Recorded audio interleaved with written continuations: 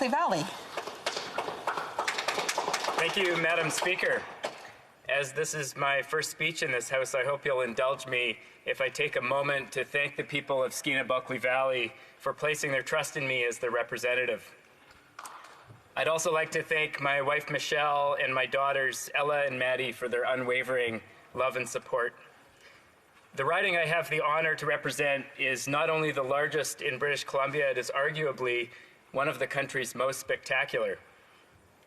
From the snow-capped peaks of Atlan to the lush forests and fjords of the Great Bear Rainforest, this riding includes 3 of British Columbia's great wild salmon watersheds, the Nass, the Stikine, and the Skeena, for which it is named. Skeena-Bulkley Valley is also home to tight-knit, resilient, hardworking communities and to Indigenous cultures that have called this place home for thousands of years. It is truly a privilege to speak on behalf of such a special place in the conversation about our country's future. The Wet'suwet'en people, on whose unceded territory my family has made our home, taught me the word Wagoose. It means respect, respect for ourselves, respect for each other, and respect for the land. And I hope that over my time in this place, I will live up to the spirit of Wagoose in my words and my actions.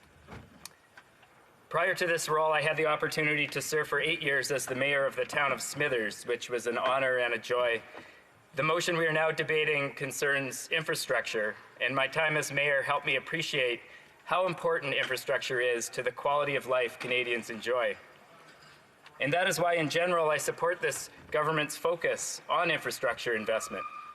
When it is done properly, investing in public infrastructure creates jobs, makes life in our communities more enjoyable, and helps combat climate change.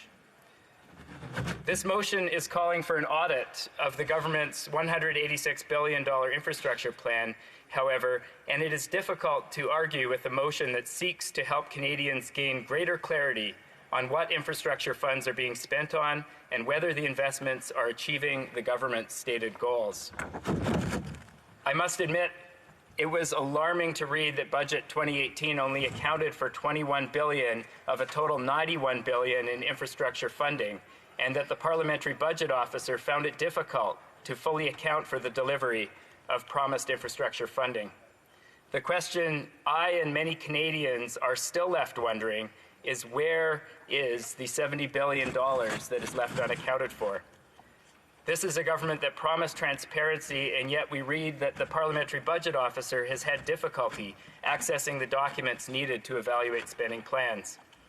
I'm hopeful the work described in this motion will help Canadians understand if indeed their government is living up to the stated goals of its infrastructure spending program. Madam Speaker, one of those goals is supporting a low-carbon green economy, an imperative my colleagues and I certainly support. And yet the term green has become a bit of a catch-all that can refer to such a wide range of initiatives as to make it nearly entirely meaningless.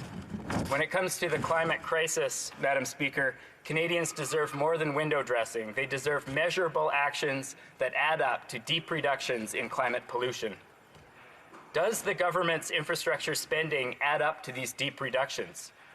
Is the government investing in, on the one hand, projects that reduce pollution, and on the other, projects that increase it?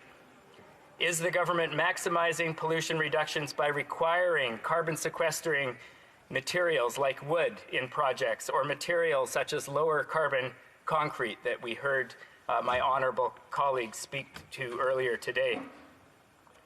Is this government spending on transit, delivering projects that will most effectively reduce emissions and help Canadians access jobs and services? We need assurance that our investments put us on track to meet our international obligations, and I am hopeful that the audit called for in the motion we are debating today will provide such information. After all, this government has yet to show how it will meet even the Harper government's weak climate targets, which themselves fall far short of what is required to meet our obligations under the Paris Accord. And this is to say nothing of this government's new ambitions for 2050. Infrastructure projects are long-term investments, and Canadians deserve to know we're getting it right the first time. In many ways, we only get one shot at this. The Investing in Canada program includes a funding stream focused on investing in northern and rural communities. As the representative of a riding where the largest municipality has a population of only 13,000 people, I would like to see this audit include an analysis of whether there is an equitable balance between rural and urban infrastructure investments. Rural places are integral to the fabric of our nation, yet often get overlooked. At the very least, we must ensure rural residents are receiving their fair share of the overall infrastructure spending so they can realize the benefits that larger centers too often take for granted. I recently met with Carol Leclerc, the mayor of Terrace, who told me about her city's pressing need to upgrade transportation infrastructure and accommodate growth from unprecedented industrial activity. I know that the regional district of Bulkley-Nechako is desperate to see improvements in high-speed internet service for rural residents.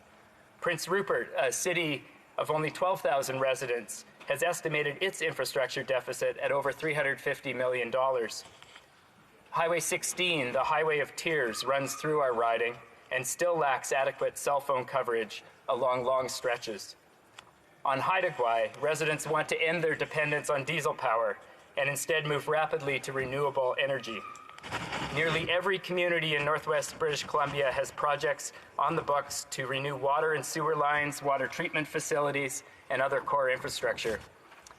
In my home community of Smithers, a recent asset management planning exercise found that $30 million in water, sewer, and storm sewer upgrades will be required in the next decade. And finally, the Resource Benefits Alliance, a group of 21 local governments in my region, recently commissioned a study on the infrastructure needs of Northwest BC communities and found that approximately $1.3 billion is needed to replace and renew critical infrastructure in our region alone. This story is the same across Canada. Northern and rural communities deserve an equitable share of infrastructure dollars, and the audit we are debating today could shed light on whether they are getting just that. Finally, we in the NDP strongly believe in public infrastructure and that it should remain truly public. Canadians need the federal government to invest in infrastructure that will make a real difference in their communities, not add money to the bank accounts of investment companies. The priority of corporations isn't to simply provide infrastructure, but to profit from it. And yet, for some reason, this government keeps looking to put private investors and multinationals in control. It's troubling to read in the Canadian Infrastructure Bank's 5-year plan that the bank aims to, and I quote, develop mechanisms to engage private sector partners earlier in the project planning and design process to facilitate more commercially focused infrastructure decisions which can support user pay funding models. The CIB's touting of its $20 million pilot project in Mapleton, Ontario, where the bank is investing in the private delivery of public drinking water, shows its desire to expand privatization of basic public infrastructure. The fact is, municipalities and the rest of the public sector are well equipped to deliver high-quality, cost-effective, and safe public services. Federal investments should empower this role, not hand the keys over to private companies who will undoubtedly hike user fees and cut services. In closing, Madam Speaker, I will be voting in favor of this motion, and should it pass, I look forward to learning the answers to the questions I have posed here today. Thank you.